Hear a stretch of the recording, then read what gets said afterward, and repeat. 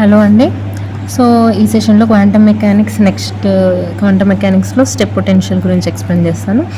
So ప్రీవియస్గా అయితే మనం 1D box, Schrodinger equation, applications of Schrodinger equations and group velocity, phase velocity, expectation values, probability ఇవన్నీ explain చేసుకున్నాం కదా. ఒకసారి ఎవరైనా ఆ వీడియో చూడకపోతే అయితే అది చూడండి. సో అది చూసాక నెక్స్ట్ స్టెప్ పొటెన్షియల్. సో ఇక్కడ స్టెప్ పొటెన్షియల్ వచ్చేసి, సో 1D బాక్స్ అంటే ఏంది, ఎలక్ట్రాన్ అనేది ఒక బాక్స్లో మేము ట్రాప్ చేసినాం. ఇక్కడ పొటెన్షియల్ వచ్చేసి 0. సో ఇప్పుడు దీంట్లో ఎలక్ట్రాన్ ట్రాప్ చేసినప్పుడు దాని సై ఎంత, దాని ఎనర్జీ ఏంటి, and ground state wave functions and energies అవన్నీ మనం ఒకసారి ఇవన్నీ డిస్కస్ చేసుకున్నాం కదా ప్రీవియస్గా. సో నెక్స్ట్ ఇప్పుడు స్టెప్ పొటెన్షియల్ అంటే ఒక ఎలక్ట్రాన్ అనేది పొటెన్షియల్ v=0 నుంచి v=v0కి మూవ్ అవుతుంది. సో అప్పుడు E అనేది ఎలక్ట్రాన్ యొక్క ఎనర్జీ, నెక్స్ట్ V అనేది పొటెన్షియల్, స్టెప్ యొక్క పొటెన్షియల్. సో ఇక్కడ మనకి 2 కేసెస్ అయితే వచ్చాయి. ఒకటి ఏంది, electron energy is greater than v0 potential. Okay, so అప్పుడు వేవ్ ఫంక్షన్స్ ఏంటంటే, ఇక్కడ ఫస్ట్ రీజియన్లో ψ1 అనేది వేవ్ ఫంక్షన్ అయితే సెకండ్ రీజియన్లో ψ2 అనేది వేవ్ ఫంక్షన్ అవుతుంది. సో వీటికి Schrodinger solution ψ1 a×e⁻ik1x + b×e⁻ik1x. k1x ఏంటి, k2x ఏంటి ఆల్రెడీ నేను ఎక్స్ప్లెయిన్ చేశాను కదా. k1 అంటే మనం ఇక్కడ అప్లికేషన్స్ ఆఫ్ ష్రోడింగర్ ఈక్వేషన్స్లో ఇక్కడ వచ్చేసి ఇక్కడ మనకి ఇది ఇది యాక్చువల్గా k e-v. సో ఇక్కడ e-vలో మనకి v0 కదా ఇందులో, సో అది k1 అవుతుంది. v=v0 అనేది k2 అవుతుంది. Okay right. So ψ1 a×e⁻ik1x + b×-ik1x.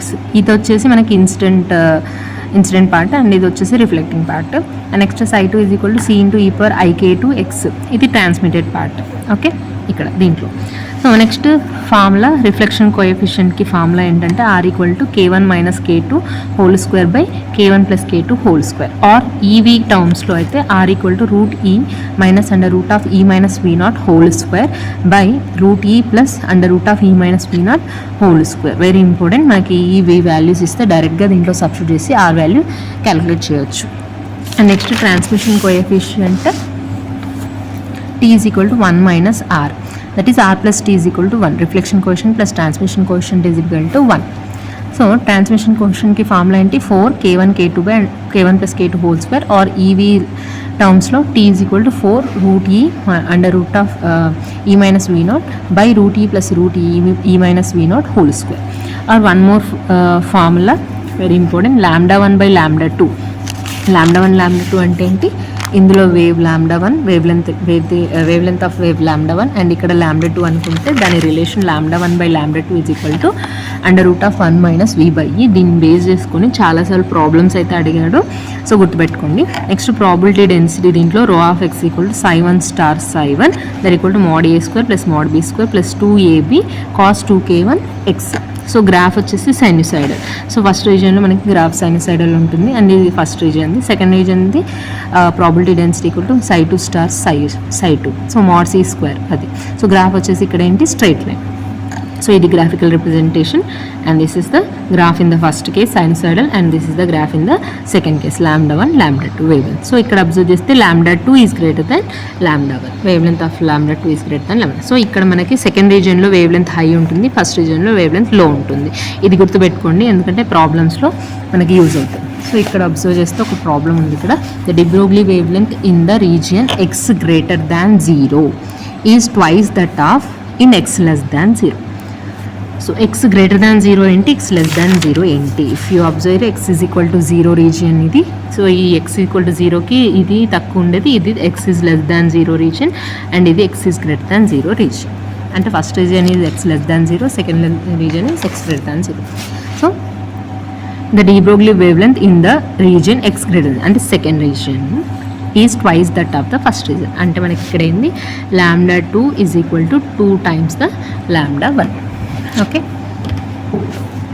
Now what is the ratio of v అంటే మనకి ఫార్ములా ఏంటి, ఇక్కడ λ1 by λ2 =1 - v/e. ఇక్కడ నాకు λ1 by λ2 ఇక్కడ నుంచి ఏం రాసుకోవచ్చు, λ2 by λ1 = 2 అవుతుంది. అప్పుడు λ1 by λ2 ఏమవుతుంది, 1/2 అవుతుంది. దేర్ఫోర్ ఫార్ములా ఏంటి, λ1 by λ2 = √1 - v/e. lambda 1 by lambda 2 ఎంత 1/2. So 1/2 equal to and root of 1 by v minus e square on both side. So 1/4 equal to 1 minus v by e. దీన్ని ఇక్కడ తీసుకొస్తే ఏమవుతుంది, v by e is equal to 1 minus 1/4 that equal to 3/4 is the answer.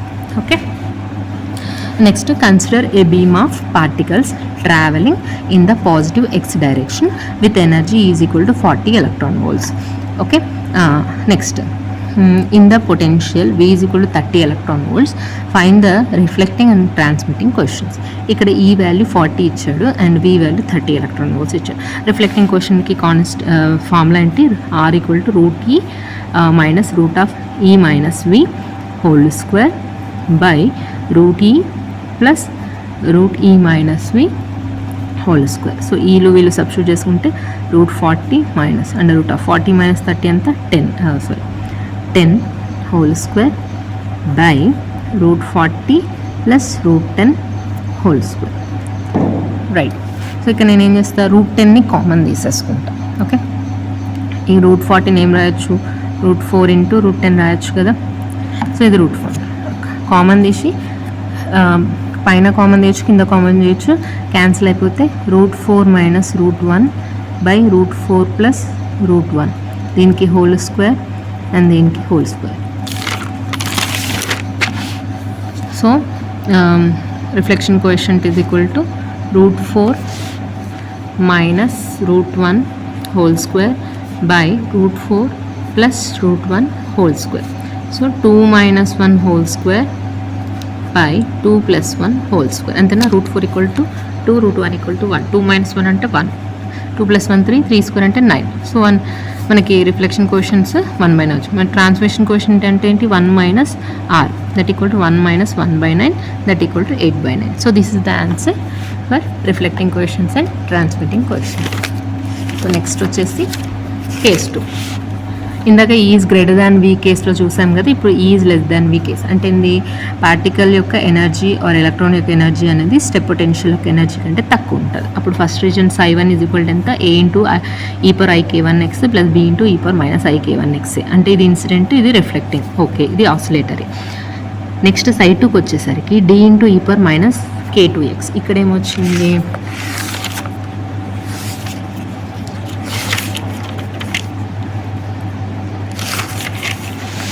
ఇక్కడ c e power i k2x వచ్చింది, but ఇక్కడ minus k2x i రాలేదు. అంటే ఇది ఎక్స్పోనెన్షియల్, బట్ అది కూడా డిక్రీజ్డ్ ఎక్స్పోనెన్షియల్ టర్మ్. ఓకే, అంటే ఇది డికే అన్నట్టు. So here r equal to 1, t equal to 0. Transmission ఉండదు, ఎందుకంటే ఎనర్జీ అనేది లెస్ ఉంది కాబట్టి రిఫ్లెక్టింగ్ ఉంటుంది, ఇన్సిడెంట్ ఉంది. ట్రాన్స్మిషన్ అనేది మనకు 0, transmission coefficient is 0. r is టోటల్గా reflecting coefficient equal to 1. But although is less than v, there is a finite probability of finding electron in the second region.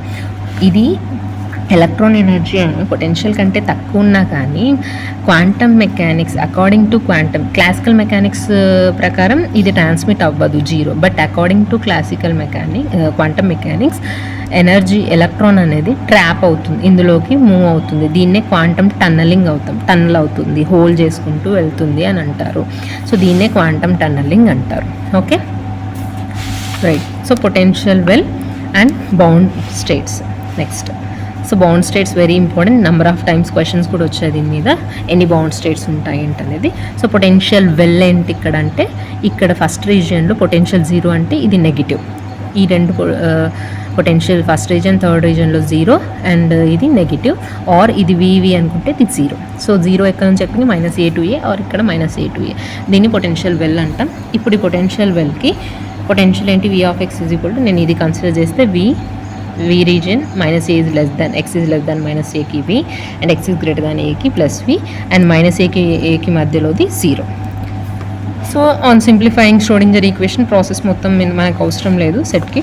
So డైరెక్ట్గా ψ2 మనకి ఈ రీజియన్లో potential వెల్లో wave function ఏమొచ్చింది, cos k2x plus i sin k2x.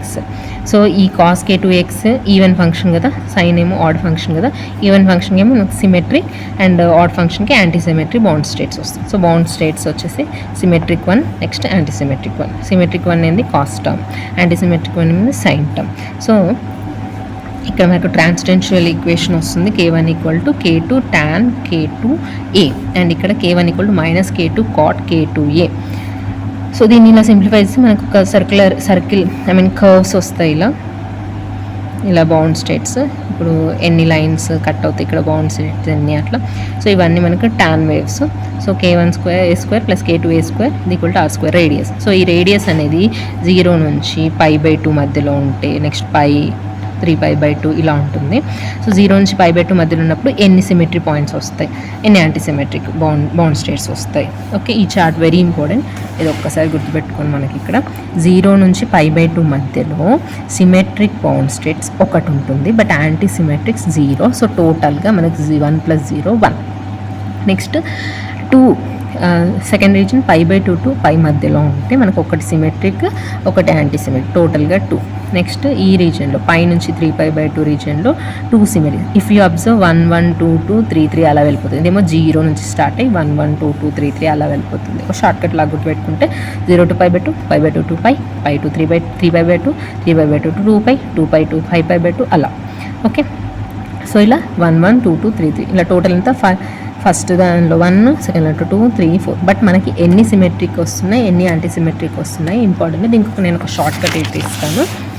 So total value అనేది total bound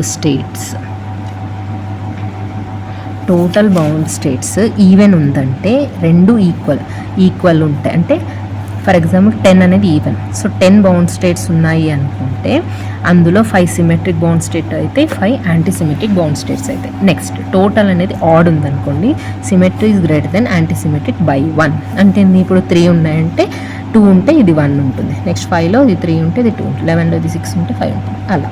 okay, so these are about bound states. Okay.